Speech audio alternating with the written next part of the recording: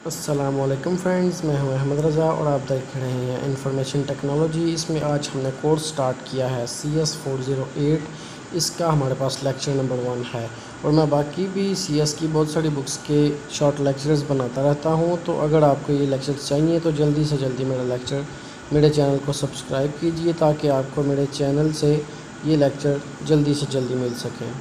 तो चलिए हम लेक्चर को स्टार्ट करते हैं। ये हमारा जो कोर्स है इसका नाम है हमारे पास ह्यूमन कंप्यूटर इंटरेक्शन।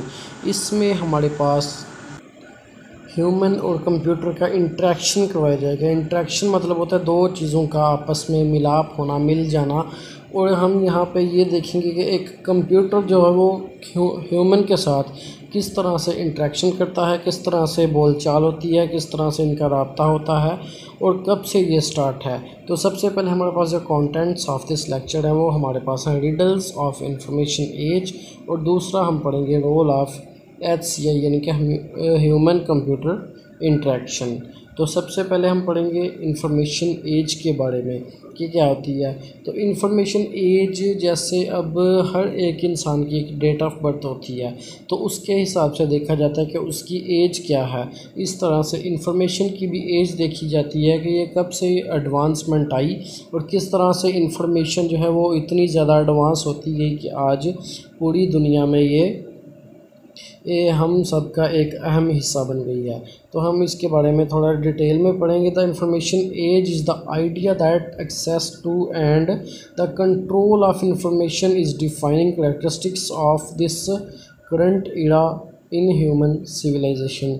एक इंफॉर्मेशन एज हमारे पास सिर्फ़ और सिर्फ एक ख़्याल है, एक आइडिया है एक्सेस करने के लिए हमारी, और इंफॉर्मेशन को कंट्रोल करने के लिए और इसकी करैक्टरिस्टिक्स को डिफ़ाइन करने के लिए जो हमारे ह्यूमन सिविलाइजेशन में इस्तेमाल होती हैं। तो इनमें कुछ टाइप्स हैं। कंप्यूटर्स और एनोइंग अस, मतलब कि कंप्यूटर्स जो हैं वो हमें अपनी कारकर्दगी से, अपने किए हुए कामों की वजह से हमें परेशान कर सकता है, हैरान कुन कर सकता है कि ऐसे ऐसे काम आजकल टेक्नोलॉजी कर रही है।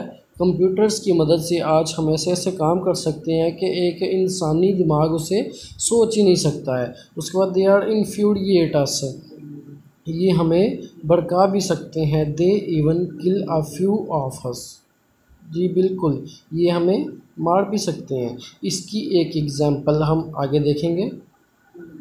तो हमारे पास यहाँ पे रिडल्स ऑफ इंफॉर्मेशन एज में सबसे पहले है कि अगर हम एक कंप्यूटर और एरोप्लेन को कंबाइन करें तो हमारे पास आंसर क्या आएगा। डेफिनेटली एक कंप्यूटर ही आएगा। इसकी एक आपको कहानी सुनाता हूँ। बात हमारी ये हो रही थी कि कंप्यूटर और एरोप्लेन को हम कंबाइन करें तो हमारे पास ऑटोमेटिकली एक कंप्यूटर ही जवाब में हमें मिलता है। हमारा क्वेश्चन ये था कि कंप्यूटर्स हमें किल कैसे कर सकते हैं, इंसानों को किस तरह से नुकसान पहुंचा सकते हैं और किल कर सकते हैं। अब आपको पता है कि एरोप्लेन जो है वो जब भी उड़ता है तो उसकी कोई भी सड़क तो बनी नहीं होती हवा में, उसने अपनी फ्रीक्वेंसी के हिसाब से ही चलना होता है। जब भी उसने फ़्लाई किया तो उस नेविगेटर सिस्टम से एयरपोर्ट से वो कनेक्टेड था और वो फ़्लाई कर गया। उसे वहाँ से एक फ्रीक्वेंसी मिलेगी जो उसकी डायरेक्शन भी उसे बताएगी, वो उड़ा और जहाँ पे उसने पहुँचना है ये सारी डिटेल्स उसे उसकी स्क्रीन पे शो हो रही होंगी। ऐसे ही एक वाक़या पेश आया 1995 की ये बात है। सितंबर में अमेरिकन एयरलाइन थी एक जिसका नाम 965 था। तो इसने मियामी से जो अमेरिका का एक शहर है वहाँ से इसने उड़ान भरी और इसको जाना था कोलंबिया के शहर कैली में। तो जब इसने फ़्लाई किया तो ये बिल्कुल ठीक था, लेकिन जब ये कोलंबिया में पहुँची तो इसको अब रिक्वायर्ड था कि कैली ही जो एयरपोर्ट है वहाँ पे जाके इसने अपना नेविगेटर सिस्टम चेंज करना था और जो कैली की फ्रिक्वेंसी थी उसके साथ कनेक्ट करना था। कंप्यूटर में किसी भी जहाज़ में से डायरेक्टली फ्रीक्वेंसी नहीं लिखी होती है और उस वक्त भी नहीं लिखी होती थी, किसी न किसी नाम से हर एक एयरपोर्ट को सेव किया जाता था। तो हुआ ये कि उसने जो 757 कैली की जो भी फ्रीक्वेंसी थी उसको सिलेक्ट करने के लिए अपना नेविगेटर सिस्टम को ऑन किया। तो नेविगेटर सिस्टम में 757 की जो फ्रीक्वेंसी थी वो रोज़ो के नाम से सेव थी। तो उसने जस्ट अपनी स्क्रीन पे आर टाइप किया पायलट ने, तो आर से स्टार्ट होने वाली जितनी भी फ्रिक्वेंसीज थी वो सारी की सारी एक लिस्ट बन के सामने आ गई। अब पायलट का ध्यान सामने था और दूसरा एक बार वो देखता था अपनी स्क्रीन पे, तो उसने जल्दी से रोज़ो की जगह पे रोमियो को क्लिक कर दिया। हुआ ये कि वहाँ पे अलार्म बजने शुरू हो गए क्योंकि उसने गलत फ्रिक्वेंसी को पकड़ लिया। अब ना तो वो वहाँ पे लैंड कर सकता था क्योंकि उसकी कैली के साथ कोई भी रास्ता नहीं था, उनसे वो इन्फॉर्मेशन नहीं ले सकता था और ना ही उनसे इजाज़त मांग सकता था कि मैं यहाँ पे लैंड करूँ। और जो रोमियो था उसकी लोकेशन जो थी वहाँ से 132 मील किसी और डायरेक्शन में थी। तो हुआ ये कि हर किस्म के अलार्म्स बजने लगे और जो भी पायलट का जो कंट्रोल था वो सारे का सारा पायलट ने खो दिया। वो अपना रास्ता भटक गया था जिसकी वजह से वो अब कुछ भी नहीं कर सकता था। और आखिरकार हुआ ये कि वो जो एरोप्लेन था वो चलता चलता पहाड़ों में जाके किसी पहाड़ के साथ टकरा के क्रैश हो गया। तो हिस्ट्री में ये लिखा है कि 4 क्रू मेंबर थे, 6 उसमें इन फ्लाइट सर्विसेज थी और टोटल मिला के 152 लोग थे जो उस हादसे में मौजूद थे। और रेस्क्यू के हिसाब से सिर्फ 4 लोग ऐसे थे जिनको रेस्क्यू वालों ने ज़ख्मी हालत में ज़िंदा पाया, बाकी सारे के सारे लोग एट द स्पॉट ही मर चुके थे। इस तरह से एक कंप्यूटर जो है वो इंसानों को मार सकता है कि इंसान की एक छोटी सी गलती, क्योंकि कंप्यूटर ने हमें सिर्फ इंफॉर्मेशन देनी है। वहाँ पे उसने रोमियो क्लिक किया, उसने रोमियो की सारी इन्फॉर्मेशन सामने कर दी, लेकिन कंप्यूटर हमें इन्फॉर्मेशन दे सकते हैं, इन्फॉर्म कभी नहीं कर सकते। उसने हमें इन्फॉर्मेशन तो बिल्कुल ठीक दी, ये आपने रोमियो क्लिक किया है, ये यहाँ से 132 मील दूर किसी और डायरेक्शन में है, लेकिन वो ये नहीं बता सका, ये इन्फॉर्म नहीं कर सका कि आपने रोज़ो को क्लिक करना था लेकिन आपने रोमियो को क्लिक कर दिया। तो कंप्यूटर हमें सिर्फ इन्फॉर्मेशन देते हैं, ये कभी भी हमें इन्फॉर्म नहीं कर सकते कि हम क्या कर रहे हैं। तो कंप्यूटर को सिर्फ अपनी परवाह होती है, अपनी केयर होती है, ये केयर सिर्फ इट सेल्फ करते हैं, इसको किसी और चीज़ की परवाह नहीं होती है, किसी और चीज़ की केयर नहीं होती है। तो यही वजह थी कि एक छोटी सी इंसान की गलती की वजह से ऐसे 152 लोगों की जानें चली गई और एक प्लेन भी क्रैश हो गया। तो यही वाक़या था कि कंप्यूटर जो है वो इंसानों को किस तरह से मार सकते हैं। उसके बाद अगर हमारे पास कंप्यूटर और कैमरा को जोड़ दिया जाए तो ऑब्वियसली हमारे पास जो आंसर आएगा वो एक कंप्यूटर ही आएगा। कुछ 30 साल पहले हमारे पास जो एक 35 mm का एक स्मॉल कैमरा था जिसके अंदर बिल्कुल एक स्मॉल बैटरी थी, लाइक अ रिस्ट वॉच बैटरी, जैसे एक बिल्कुल छोटा सा सेल होता है, बिल्कुल इतनी ही इसके अंदर बैटरी हुआ करती थी। उसके बाद इसमें कुछ एडवांसमेंट आई, तो कुछ 15 साल पहले हमारे पास जो 35 mm का कैनन कैमरा T70 ईजाद हुआ, उसमें हमारे पास AA की बैटरी यूज़ हुआ करती थी और ये बिल्कुल सिंपल था चलाने में भी। इसमें ओनली एक ऑन और ऑफ़ का बटन था, तो उससे इसको ऑन करके ऑफ़ किया और हम अपनी पिक्चर्स जो थे वो बना सकते थे। उसके बाद कुछ 5 साल पहले की बात है जब कैमरा डिजिटल कैमरा की फ़र्स्ट जनरेशन जो है वो लॉन्च हुई, तो इसमें ऑन और ऑफ़ के बटन के साथ साथ एक अच्छा खासा कंप्यूटर जो था वो भी इसके अंदर फिट कर दिया गया था।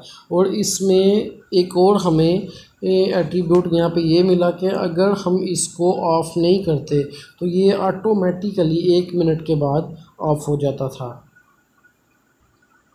उसके बाद 1 साल पहले जो पैनासोनिक ने और एडवांसमेंट लेके आए और सेकंड जनरेशन में जो डिजिटल कैमरा ईजाद हुआ, उसमें हमारे पास ऑन ऑफ़ के बटन के साथ हमारे पास और भी इतने ज़्यादा फीचर्स आ गए थे कि इसमें हम पे अपनी इमेजेस को रिप्ले भी कर सकते थे और इसके बाद हम अपनी वीडियोस भी रिकॉर्ड कर सकते थे और वीडियोस को उसमें डिस्प्ले भी कर सकते। ये उस वक़्त की बात है जब ये वीडियो के लेक्चर्स वगैरह रिकॉर्ड किए जा रहे थे। ये आजकल तो आपको पता है कि मोबाइल्स में भी इतने हाई प्रोफाइल कैमरास आ गए हैं कि DSLR तक का रिज़ल्ट जो है वो हमें मोबाइल्स में मिल जाता है। ये तो बहुत ज़्यादा पुरानी बातें हैं जो हिस्ट्री हमारी बुक्स में लिखी हुई है। उसके बाद हमारे पास आ जाता है एक रिडल, एक और है हमारे पास कि कंप्यूटर और अलार्म क्लॉक को अगर हम कंबाइन करें तो हमें ऑब्वियसली एक कंप्यूटर ही मिलेगा। सबसे पहले जो हमारे पास एक क्लॉक आई थी अलार्म क्लॉक, तो वो बिल्कुल ही सिंपल थी। जस्ट उसकी सुई घुमाई, जहाँ पे हमने उसे रोका वहीं पे हमारा अलार्म सेट हो जाता था। वो हर कोई आसानी से यूज़ कर लेता था। उसके बाद एडवांसमेंट आती गई तो थोड़ी सी, जब डिजिटल क्लॉक आना शुरू हुई तो उसमें थोड़ी सी डिफ़िकल्टीज़ ऐसे पैदा हुई कि हर किसी को अब डिजिटल सिस्टम का पता नहीं था, जिसकी वजह से लोगों को उसे चलाने में थोड़ी परेशानी हो जाती थी। तो आजकल तो ये जो अलार्म क्लॉक है ये तो हर एक मोबाइल में भी, हर एक छोटी से छोटी चीज़ में, और ऐसी ऐसी डिजिटल क्लॉक्स जो हैं एडवांसमेंट्स आ गई हैं कि एक छोटे से छोटे क्लॉक में भी अलार्म क्लॉक का जो ऑप्शन है वो हमें नज़र आ जाता है। और आजकल तो वैसे क्लॉक की ज़रूरत ही नहीं पड़ती है, क्योंकि हर एक मोबाइल में इतनी एडवांसमेंट आ गई है कि हर एक मोबाइल में हमें अलार्म का ऑप्शन जो है वो आसानी से मिल जाता है। और इसके बाद बात आ जाती है कार्ड्स की। कंप्यूटर और एक कार्ड को अगर हम कनेक्ट करें, कंबाइन करें, तो ऑब्वियसली हमें यहाँ पे भी एक कंप्यूटर ही मिलेगा। पोर्शे, ये एक ब्यूटीफुल कार थी, स्पोर्ट्स कार थी सबसे पहली। इसमें पहली कार इस हवाले से थी कि एडवांसमेंट के हवाले से इसमें 7 कंप्यूटर्स, जब पहली दफ़ा इसमें कंप्यूटर की फ़िटिंग की गई तो इसमें 7 कंप्यूटर्स जो थे वो मैनेज किए गए। और इसका सिस्टम इतना ज़्यादा कॉम्प्लेक्स हो गया था कि हर कोई इसे इस्तेमाल नहीं कर सकता था। इसका एक कंप्यूटर इसके इंजन को संभालता था, एक ब्रेक को संभालता था, एक गियर को, एक डिजिटल स्क्रीन को, और ऐसे ही 7 कंप्यूटर्स के अलग अलग पर्पज़ थे, जिनकी वजह से ये सारी की सारी कार जो थी वो हैंडल की जा रही थी। तो उसके बाद हमारे पास है computer plus warship equal to हमें कंप्यूटर ही मिलेगा। वारशिप ये सितंबर 1997 में एक नेवी की टेक्नीशियन ने, अमेरिकन नेवी के टेक्नीशियन ने ये ईजाद किया था कि वारशिप में उन्होंने ऐसे कंप्यूटर्स फिट किए थे जो पानी के अंदर से मिसाइल को लोड करके तो अपने टारगेट को हिट कर सकते थे। और आस्ता आस्ता इसमें एडवांसमेंट आती गई, और आजकल तो जो वारशिप होती हैं वो टोटली एक हाई प्रोफाइल और पावरफुल कंप्यूटर ही होता है। उसके बाद हमारे पास आ जाता है अगला टॉपिक, डेफिनेशन ऑफ HCI, यानी कि हमें ह्यूमन कंप्यूटर इंटरेक्शन। तो इंटरेक्शन में दो चीज़ों का आपस में मिलाप ही होता है कि किस तरह से इनकी बातचीत होगी, किस तरह से ये कंबाइन होंगे, किस वे से कंबाइन होंगे, किस डिवाइस के ज़रिए ये कंबाइन होंगे और ये काम क्या करेंगे। तो यहाँ पे human computer interaction is discipline concerned with design, evolution and implementation of interactive computing system for human use and with the study of major phenomena surrounding them। Human computer interaction यानी कि HCI हमारे पास एक discipline है जो हमारे पास design करता है, evolution करता है और इम्प्लीमेंटेशन करता है हमारी कंप्यूटिंग सिस्टम की इंटरेक्शन को, और हमारे जो मेजर फिनोमेना होते हैं हमारे इर्द गिर्द उनको स्टडी करने में आसानी पैदा करता है। उसके बाद हमारे पास इसके मेन जो पॉइंट्स हैं वो हैं how to design a computer. ये इस्तेमाल किस लिए होता है कि हमने एक कंप्यूटर सिस्टम को डिज़ाइन किस तरह से करना है। उसके बाद हाउ टू इवेल्यूएट, इसको इवेल्यूएट कैसे करेंगे, और हाउ टू इम्प्लीमेंट। तो इसकी सिंपल सी डेफिनेशन यही बनती है कि कंप्यूटर के साथ जो ह्यूमन इंटरेक्शन करते हैं उनमें मेनली 3 ही चीज़ें पाई जाती हैं कि कंप्यूटिंग सिस्टम के साथ इंटरेक्टिव के लिए किस तरह से हमारा सिस्टम डिज़ाइन होता है, किस तरह से इवैल्यूएशन की जाती है, और बाद में उसी स्ट्रक्चर पे इम्प्लीमेंटेशन किस तरह से किया जाता है। ये हमारे पास HCI की सिंपल डेफिनेशन है। तो आज के हमारे इस लेक्चर का अख्ताम हो चुका है। अगर आपको ये वीडियो अच्छी लगे तो इसे लाइक कीजिए, मेरे चैनल को सब्सक्राइब कीजिए और अपने दोस्तों में ज़्यादा से ज़्यादा शेयर कीजिए। अपना ख्याल रखिए। अल्लाह हाफिज़।